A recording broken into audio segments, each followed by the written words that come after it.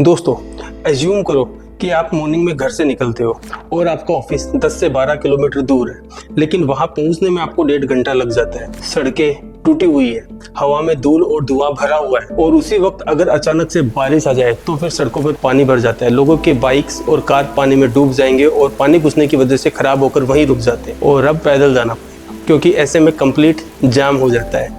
और ये सिचुएशन मैंने खुद गुड़गांव में बहुत बार फेस करी है। यह सिर्फ एक शहर की कहानी नहीं है, यह कहानी है भारत के कई बड़े शहरों की। तो सवाल यह है, भारत के शहर रहने लायक क्यों नहीं रह गए? मैं आपको एक दूसरा एग्जांपल देता हूँ। मान लीजिए कि आप दिल्ली में रहते हैं, सर्दियों की सुबह है, आप घर से निकलते हैं, सामने घना कोहरा है, कई दिनों तक यहाँ AQI 400 से ऊपर चला जाता है, जो कि सीवियर कैटेगरी में आता है। अब चलिए बेंगलुरु में, यह शहर कभी गार्डन सिटी के नाम से जाना जाता था, लेकिन आज ट्रैफिक इतना ज्यादा है कि कई रिपोर्ट्स के अनुसार लोग यहाँ हर साल 150 से 200 घंटे ट्रैफिक में बिताते हैं। और अगर आप मुंबई में रहते हैं तो बारिश के मौसम में कई बार यह पूरा शहर रुक जाता है। एक हेवी रेनफॉल के बाद सड़कें नदियों में बदल जाती है। तो क्या समस्या सिर्फ पॉपुलेशन की है या असली समस्या अर्बन प्लानिंग की है? किसी भी शहर को लिवेबल बनाने के लिए कुछ बुनियादी चीजें बहुत ज्यादा जरूरी होती है, जैसे कि efficient public transport, clean environment, affordable housing, strong health care system, accessible education, good waste management, green spaces. लेकिन इन सभी की हालत भारतीय शहरों में बहुत ज्यादा अच्छी नहीं है। अगर मैं बात करूं cleanest and most liveable cities की, तो दुनिया में कुछ शहर इसके बेहतरीन एग्जाम्पल है, जैसे कि वियना। यह सिटी कई सालों से ग्लोबल लिवेबिलिटी रैंकिंग में टॉप पर रहा है क्योंकि यहाँ पर पब्लिक ट्रांसपोर्ट काफी ज्यादा रिलायबल, ग्रीन स्पेस बहुत ज्यादा है। कोपेनहेगन, यह सिटी साइकिलिंग इंफ्रास्ट्रक्चर के लिए फेमस है। यहाँ लगभग 50% लोग साइकिल से ट्रेवल करते हैं। और एक एग्जाम्पल है सिंगापुर का। यह शहर स्ट्रिक्ट अर्बन प्लानिंग और सफाई के लिए जाना जाता है। और अगर हम देखें टोक्यो को, तो टोक्यो दुनिया के सबसे बड़े मेट्रोपॉलिटन एरियाज में से एक है। यहाँ भी पब्लिक ट्रांसपोर्टेशन इतना एफिशिएंट है कि लाखों लोग पंक्चुअल ट्रेवल करते हैं। इसी तरह सियोल, यहाँ स्मार्ट टेक्नोलॉजी का इस्तेमाल अर्बन मैनेजमेंट में किया जाता है। इन शहरों में पॉपुलेशन ज्यादा है लेकिन प्लानिंग भी उतनी ही मजबूत है। अब बात करते हैं major problem of Indian cities के बारे में। Traffic jam. ट्रैफिक भारत के कई शहरों की सबसे बड़ी समस्या बन चुका है। बेंगलुरु दुनिया के सबसे बड़े कंजस्टेड सिटी में शामिल हो गया है, जिसकी वजह से ट्रैफिक स्लो हो गया है, प्रोडक्टिविटी लॉस हो रहा है, फ्यूल कंजप्शन ज्यादा हो रहा है, पोल्यूशन भी बढ़ रहा है। बात करते हैं एयर पोल्यूशन की। दिल्ली दुनिया के सबसे पोल्यूटेड कैपिटल्स में से गिना जाता है, जिसके मेन रीजन है vehicle emission, construction dust, industrial pollution, पराली जलाना, कचरा जलाना, ऑफिसेज में चलने वाले डीजल जनरेटर, दिल्ली की वेदर एंड जियोग्राफिकल पोजीशन और पुअर अर्बन प्लानिंग। अगर मैं बात करूं ब्रोकन रोड्स की, तो ज्यादातर शहरों में सड़कों की हालत बहुत खराब है, बहुत ज्यादा गड्ढे हैं और गड्ढों की वजह से एक्सीडेंट्स बढ़ते हैं, ट्रैफिक स्लो हो जाता है, डस्ट उड़ती रहती है। पैदल चलने के लिए फुटपाथ की कमी है। भारत के कई शहर पैदल चलने वालों के लिए अनसेफ है क्योंकि यहाँ ना तो फुटपाथ है, अगर फुटपाथ है तो उस पर अतिक्रमण हो चुका है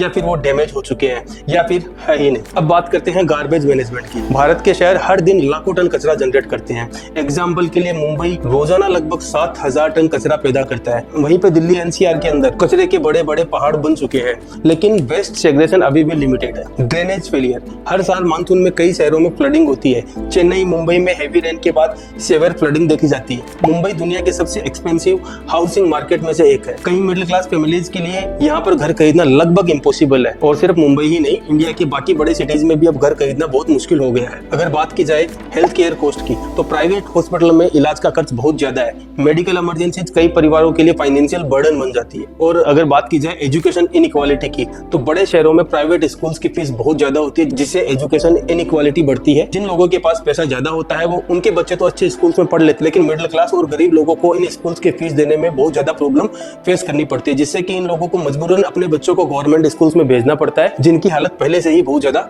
खराब है। अब बात करते हैं पॉलिटिकल एंड गवर्नेंस इशू की।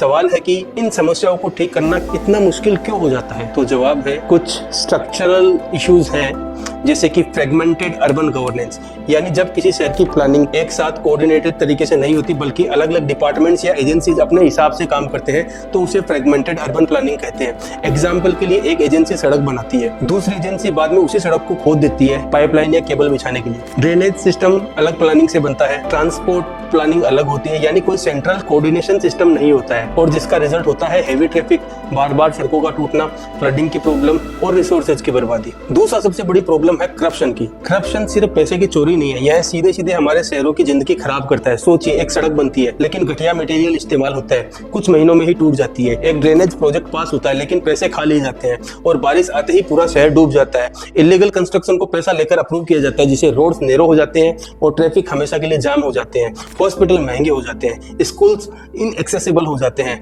और घर इतने महंगे हो जाते हैं कि मिडिल क्लास अफोर्ड ही नहीं कर पाता है। और सबसे खतरनाक बात है, धीरे धीरे पूरा सिस्टम वीक हो जाता है और शहर डेवलप नहीं बल्कि कोलैप्स होने लगते हैं। इसलिए याद रखिए, करप्शन सिर्फ इकोनॉमी को ही नहीं बल्कि हमारे सिटीज को भी रहने लायक नहीं छोड़ता है। अब बात करता हूँ यहाँ पे तीसरी बड़ी प्रॉब्लम की, जो है शॉर्ट टर्म पॉलिटिकल प्रायोरिटीज। आसान भाषा में बताऊं तो जब सरकार या नेता ऐसे फैसले लेते हैं जो कि उनको तुरंत बेनिफिट मिल जाता है, जैसे कि वोट्स और पॉपुलैरिटी के लिए लिए गए फैसले लंबे समय में नुकसान करे तो उसे शॉर्ट टर्म पॉलिटिकल प्रायोरिटीज कहते हैं। एग्जाम्पल के लिए, चुनाव से पहले जल्दी जल्दी सड़क बनाना, जल्दी बनाने के चक्कर में क्वालिटी अच्छी नहीं हो पाती है। लॉन्ग टर्म मेट्रो प्रोजेक्ट को छोड़कर विजिबल स्कीम्स बनाना, छोटी और विजिबल स्कीम्स बनाना, पार्क या ड्रेनेज सिस्टम के बजाय सिर्फ ब्यूटिफिकेशन करना, और रिजल्ट होता है इंफ्रास्ट्रक्चर का वीक होना। लॉन्ग टर्म प्रॉब्लम सॉल्व नहीं होती है, धीरे धीरे शहर अनप्लान्ड होता जाता है। जब प्लानिंग लॉन्ग टर्म के बजाय शॉर्ट टर्म पॉलिटिकल गेन्स के लिए होती है तो शहर डेवलप नहीं होते, सिर्फ दिखते हैं कि डेवलप हो रहे हैं। यहाँ पर अगला पॉइंट है वीक म्यूनिसिपल फंडिंग का। हमारे देश में अक्सर नगर पालिकाओं के पास पैसे की कमी होती है।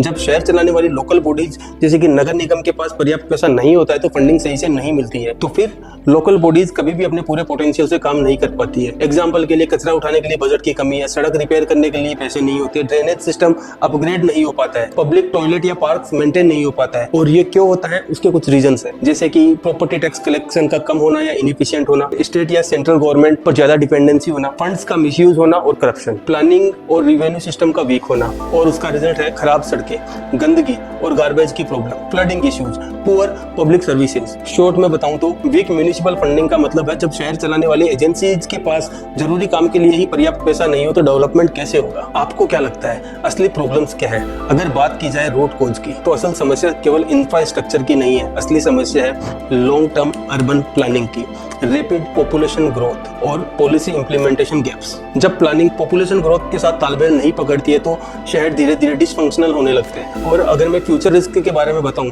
तो भारत तेजी से अर्बनाइज हो रहा है। आने वाले डिकेड्स में भारत की आधी से ज्यादा आबादी शहरों के अंदर रह सकती है। अगर प्लानिंग बेहतर नहीं हुई तो कंजेशन, पोल्यूशन और हाउसिंग क्राइसिस बढ़ सकता है। अब बात करते हैं प्रैक्टिकल सॉल्यूशंस के बारे में। तो मैंने यहाँ पे कुछ प्रैक्टिकल सॉल्यूशंस नोट किए हैं जो कि मैं आप लोगों के साथ शेयर करना चाहूंगा, जिनमें से कुछ है strong public transport system. Strong public transport system का मतलब सिर्फ बसेस और मेट्रो तक सीमित नहीं होता है, बल्कि इसमें सेफ और wide footpaths, well maintained pedestrian infrastructure और डेडिकेटेड साइकिलिंग लेन्स भी शामिल होते हैं। जब शहर इस तरह डिजाइन किया जाता है कि लोग आसानी से पैदल चल सके और शॉर्ट डिस्टेंस के लिए साइकिल का इस्तेमाल कर सके तो प्राइवेट व्हीकल्स पर डिपेंडेंसी काफी कम हो जाती है। इससे ट्रैफिक कंजेशन घटता है, एयर पोल्यूशन कम होता है, फ्यूल कंजप्शन में भी कमी आती है। इसके अलावा वॉकिंग और साइकिलिंग लोगों की हेल्थ के लिए भी फायदेमंद होती है और ओवरऑल लाइफ स्टाइल बेहतर बनती है। जब पब्लिक ट्रांसपोर्ट वॉकिंग, साइकिलिंग और इंटीग्रेटेड सिस्टम की तरह काम करता है तब सिटी ज्यादा एफिशिएंट, कॉस्ट इफेक्टिव, सस्टेनेबल और वास्तव में लिवेबल बनती है, जहां हर इनकम ग्रुप के लोग आसानी से ट्रेवल कर सकते हैं। दूसरा पॉइंट यहाँ पे है दोस्तों, better urban planning. Better urban planning का मतलब है ऐसी लॉन्ग टर्म पॉलिसीज से जो शहरों के विकास को व्यवस्थित और बैलेंस तरीके से इंप्लीमेंट कर सके। बेटर अर्बन प्लानिंग पॉलिसीज का मतलब लॉन्ग टर्म पॉलिसीज से है जो शहरों के विकास को बैलेंस तरीके से इंप्लीमेंट कर सके। इसमें लैंड यूज प्लानिंग, कहाँ पर रेजिडेंशियल, कॉमर्शियल और इंडस्ट्रियल एरियाज होंगे, ट्रांसपोर्ट प्लानिंग जैसे कि रोड्स, मेट्रो और बस network, affordable housing, green spaces और बेसिक इंफ्रास्ट्रक्चर जैसे कि वाटर, सीवेज और ड्रेनेज सिस्टम को एक इंटीग्रेटेड तरीके से डेवलप किया जाता है। जब प्लानिंग सही होती है तो शहर बिना चाओस के ग्रो करता है, सड़कें बार बार नहीं टूटती है, फ्लडिंग कम होती है, ट्रैफिक मैनेजेबल रहता है। इसके अलावा ये पॉलिसीज पॉपुलेशन ग्रोथ को ध्यान में रख के बनाई जाती है जिससे कि फ्यूचर प्रॉब्लम्स पहले से ही अवॉइड की जा सके। बेहतर अर्बन प्लानिंग पॉलिसीज रिसोर्सेज का एफिशिएंट यूज सुनिश्चित करती है, पोल्यूशन को कंट्रोल में रखती है और शहरों को सस्टेनेबल, लिवेबल, इकोनॉमिकली स्ट्रॉन्ग बनाती है जहां हर वर्ग के लोगों के लिए फैसिलिटीज अवेलेबल हो। अगला पॉइंट है ग्रीन स्पेस एक्सपेंशन। इसका मतलब है शहरों में पार्क्स, गार्डन्स, फॉरेस्ट, लेक्स और ओपन एरियाज की संख्या और एरियाज को बढ़ाना। जब शहरों में ज्यादा हरियाली होगी तो एयर पोल्यूशन कम होगा,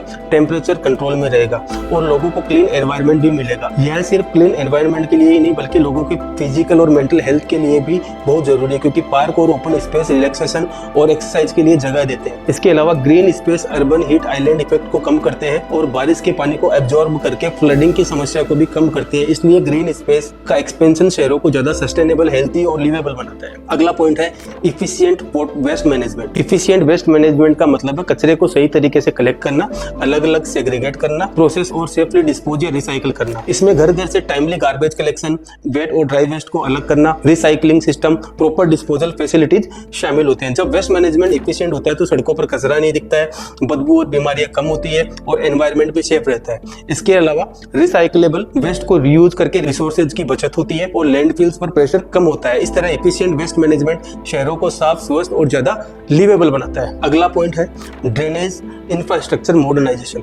इसका मतलब है शहरों के पुराने और कमजोर ड्रेनेज सिस्टम को अपग्रेड करके उन्हें मॉडर्न, इफिशिएंट और फ्यूचर रेडी बनाना। इसमें बड़े और बेहतर स्ट्रॉन्ग वाटर ड्रेन्स बनाना, अंडरग्राउंड पाइपलाइंस को मजबूत करना, रेन वाटर हार्वेस्टिंग सिस्टम को जोड़ना, स्मार्ट मॉनिटरिंग टेक्नोलॉजीज का इस्तेमाल होता है। जब ड्रेनेज सिस्टम मॉडर्न होता है तो बारिश का पानी जल्दी और सही तरीके से निकल जाता है, जिससे वाटर लॉगिंग और फ्लडिंग की समस्या कम होती है। इसके अलावा सड़कों को नुकसान कम पहुंचता है और डेली लाइफ पर इसका असर नहीं पड़ता है। इस तरह ड्रेनेज स्ट्रक्चर मॉडर्नाइजेशन शहरों को मानसून रेडी और सस्टेनेबल और ज्यादा लिवेबल बनाता है। अगला पॉइंट है well developed education health care system. इसका मतलब है ऐसा सिस्टम जहां हर व्यक्ति को quality education, affordable health care आसानी से मिल सके। शहरों में अच्छे स्कूल्स, कॉलेज और स्किल इंस्टीट्यूशंस होने चाहिए जो सिर्फ अमीर लोगों तक सीमित ना हो बल्कि हर इनकम ग्रुप के लिए एक्सेसिबल हो। इसी तरह हेल्थ केयर सिस्टम में भी well equipped hospitals, trained doctors, emergency services, affordable treatments जरूरी होते हैं। जब एजुकेशन स्ट्रॉन्ग होता है तो स्किल्ड वर्कफोर्स बनती है और हेल्थ केयर मजबूत होता है तो लोग हेल्दी और प्रोडक्टिव होते हैं। इन दोनों के बिना कोई भी शहर ट्रूली डेवलप्ड या लिवेबल नहीं बन सकता है,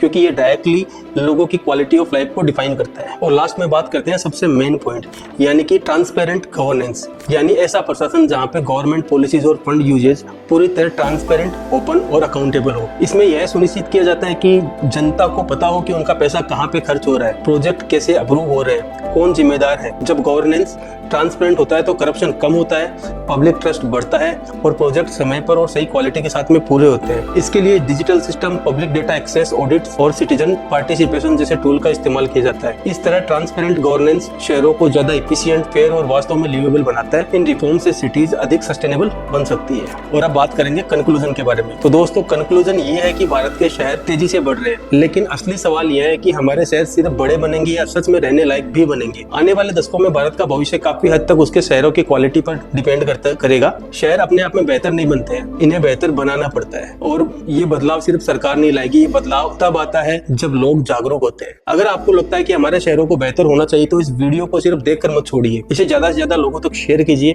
अपने सजेशंस, ओपिनियन कमेंट्स में लिखिए और ऐसे ही मीनिंगफुल कंटेंट के लिए चैनल को सब्सक्राइब करना मत भूलिए, क्योंकि बदलाव तब शुरू होता है जब लोग बोलना शुरू करते हैं और शायद यह वीडियो उस बदलाव की शुरुआत कर सकता है। जय हिंद।